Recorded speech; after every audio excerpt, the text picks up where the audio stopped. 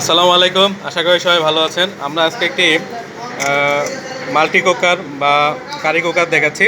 এখানে সাধারণত এটা নষ্ট অবস্থায় আছে। এর কন্ডিশনগুলো যদি আগে আপনাদেরকে দেখাই, তো এখানে যে হিটিং এলিমেন্ট বা হিটারটা দেখেন যে একদম বেঁকা হয়ে গেছে, যেটা গলে যাওয়ার মতো অবস্থা। এই সাইডটা দেখলে মনে হয় যে এত হিট হয়েছিল যে হিট হতে হতে এই পাশটা গলে যাচ্ছে, নেমে গেছে, এই পাশটা নেমে গেছে, দেখাই যাচ্ছে বেঁকা হয়ে গেছে, এখানে শেপ হয়ে গেছে।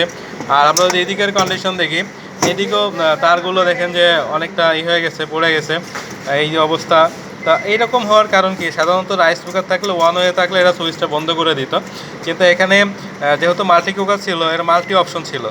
মাল্টি অপশনটা যদি আপনাদেরকে একবার বোঝায়, যেমন এখানে আমরা, এটা তো খুলে গেছে আসলে, তো আমি এখান থেকে বোঝাই। এখানে ছিল রাইস কুকারের সুইচ, আর এটা আরেকটা সুইচ। তো রাইস কুকারের সুইচটা অন করে দিলে তো সেটা যখন ভাতটা হয়ে যায় তখন অটোমেটিক সেটা টিপ করে। আর এখানে যখন এই অংশটা আছে, এই অংশটা কিন্তু হিট কমানো যাচ্ছে, বাড়ানো যাচ্ছে, যেমন এদিকে হাই হিট। তো এই দুটো সুইচ মূলত প্যারালাল কানেক্ট করা। তো যারা এটাকে চালাইছে, তো এটা দুটোকেই অন করে দিছে, দুটোকে অন করে দিয়ে এটা এটা দিছে হিটে, হাই হিটে। এদিকে রাইস কুকার হিট দিছে, আর ভিতরে রাইস না দিয়ে বা জল না দিয়ে, তরকারি থাকলে তো কারি থাকলে সেখানে তরকারি থাকে, সেগুলো না দিয়ে সেখানে অন্য হিটিং ব্যবহার করছে।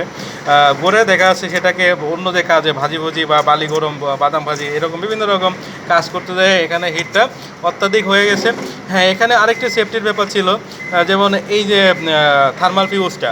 তো এই থার্মাল ফিউজটা কিন্তু এটাকে প্রোটেক্ট দেওয়ার কথা ছিল, যেহেতু থার্মাল ফিউজটা কিন্তু দেখেন যে এখানে এটাকে প্রোটেক্ট দিতে পারে নাই। এখানে এই লাইনটা যদি এইদিকে ডাইরেক্ট চলে যায়, যেমন আমরা হিটারের কানেকশন দেখি, যেমন এইখানে দেখেন এখানে কী অবস্থা, এইখানেও কিন্তু আরেকটা প্রোটেক্টর ছিল, এটা ছিল, এটাও একটা থার্মাল ফিউজ। তো এই থার্মাল ফিউজটাও কিন্তু শর্ট করা।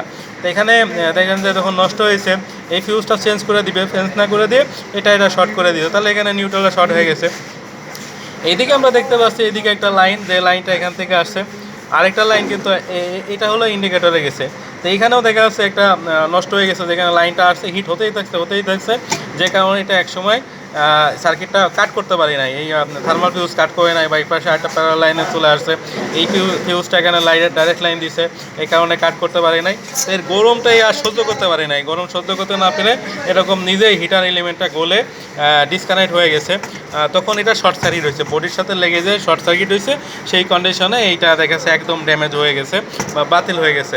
তা আসলে যার যেমন লোড দেওয়া হয়, আমরা যেমন রাস্তায় বলি না, রাস্তায় যদি অধিক ভারী ট্রাক চলে রাস্তা নষ্ট হয়ে যায়, তো লোডের বেশি যদি যায় সেটা নষ্ট হতে বাধ্য।